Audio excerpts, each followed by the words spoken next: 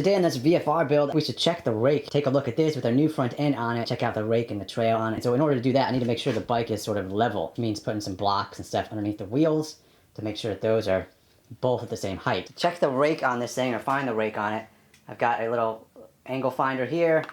Stick that guy on. I do have a digital angle finder, one of these guys here, but the batteries are dead on it. And the problem with these triple clamps was that they had a different offset. Alright, so the offset on the VFR originally was 40 millimeters. So which means that these tubes are 40 millimeters out in front of the actual steering stem, which is back in here. Whereas now, because we've got the CBR triple clamps on there, the CBR ones are not as far out. They're closer in.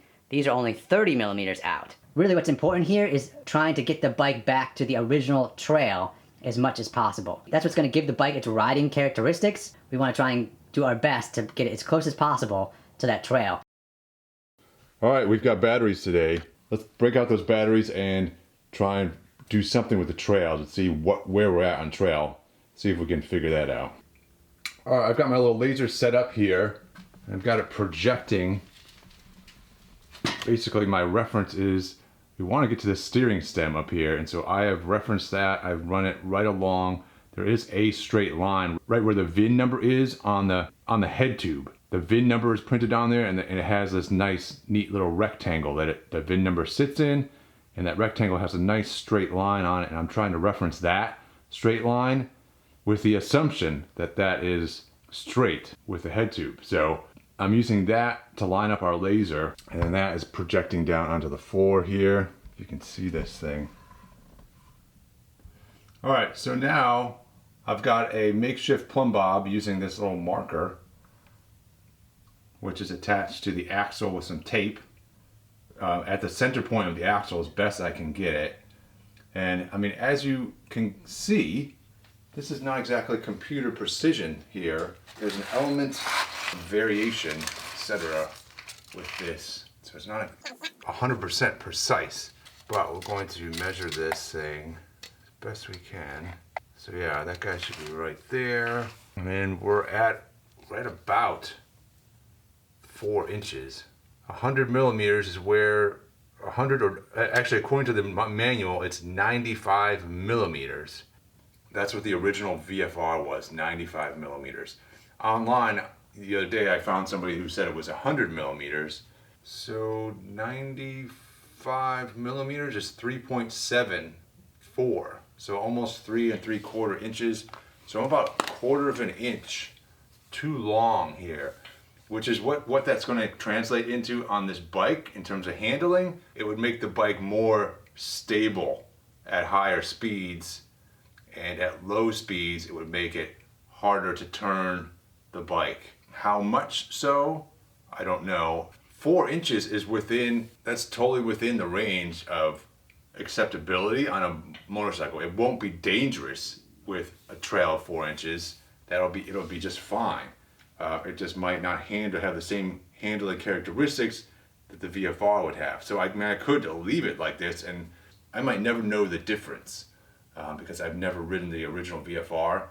I would like to try and get it close though. So in theory, if we lower the head tube, i.e. the whole front part of the frame, bring this part down just a little bit, that will change the angle of the steering stem. It'll push it down just a little bit, and that would change where this line hits. It would bring this line back just a little bit.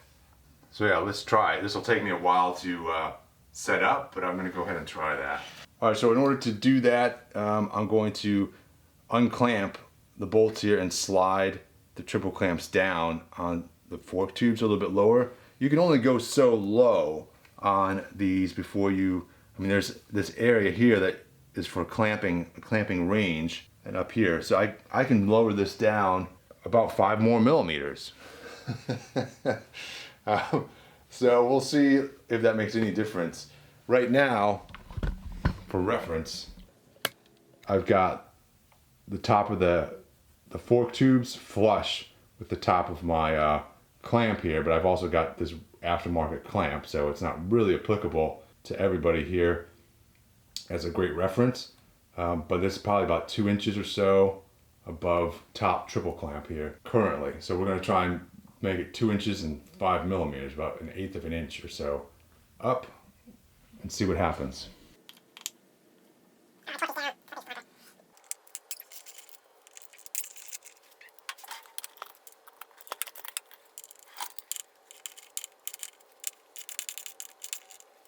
All right, this may be easier said than done. Probably have to take the whole wheel off. Crap.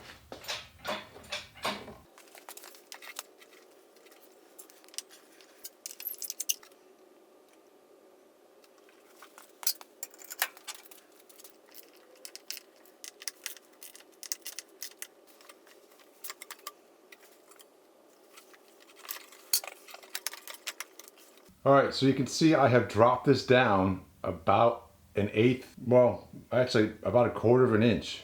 The other bit I did is that I've got some metal here that corresponds to the same amount of metal I've got underneath each wheel on the front and the back. So the front and the back are level with that amount of metal. They're both at the same height. And then in terms of the surface that we're measuring on, I want that to be at the same height as well. And so that's why I've got this metal out here, so we can project our laser mark onto this surface and not onto this, because that would make it longer than it should be. All right, let's see if we can tell a difference. Again, this is not precise measurement going on here because I've got a lot of imprecise instruments I'm using. So the laser is pretty good. The laser's a pretty good tool here, but the plumb bob, not sure about the plumb bob. I think it made a slight difference. I mean, we might. I don't think we're exactly at 3 3/4, but I think we're close. Let's see, let's try and use this. This is not precise either. Oh, wait a minute. All right, I'm just not looking at the tape measure. I want to say we're like pretty damn close, dude. Like we are, what's a 16th? I think we're like a 16th over. All right, so 3 3/4 would be 3 12/16.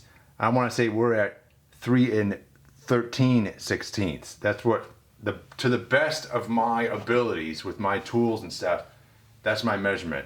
I think that's where we're at. So I would be very happy if that is an accurate measurement and that is actually where we are.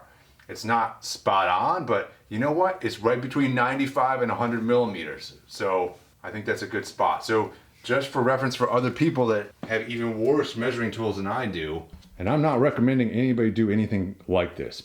This is where I'm at on this particular setup, where this fork, the fork here has, you can see it's not just a straight tube, it's got different levels in here.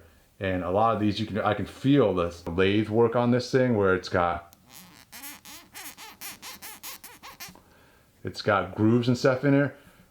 And there are sections like down here, you can see how this is all smooth and it does not have grooves in it. This is a clamping area right in here, or for the triple clamps to clamp on, where this area is all nice and the same level, and it is the dimension that you need for the clamp to clamp on it. It's nice and smooth. There's a similar level up here that ranges from exactly here, where my thumb is, up to the top of the tube there, and that's our clamping range up on the top here, and I've got it down at the very bottom of that range right there. All right, so I've got to retorque everything on here now, and then tomorrow I'm hoping that we can start on the brakes. Maybe not on the front tomorrow, but definitely on the rear. Get those bled. Once we've got the brakes bled on the rear here, we can use the brakes, because the manual says to apply brake pressure to hold the rear wheel, and then we can start torquing stuff down, some bolts and stuff on the back. So that's it for today. We'll see you next week, man. Have a great weekend.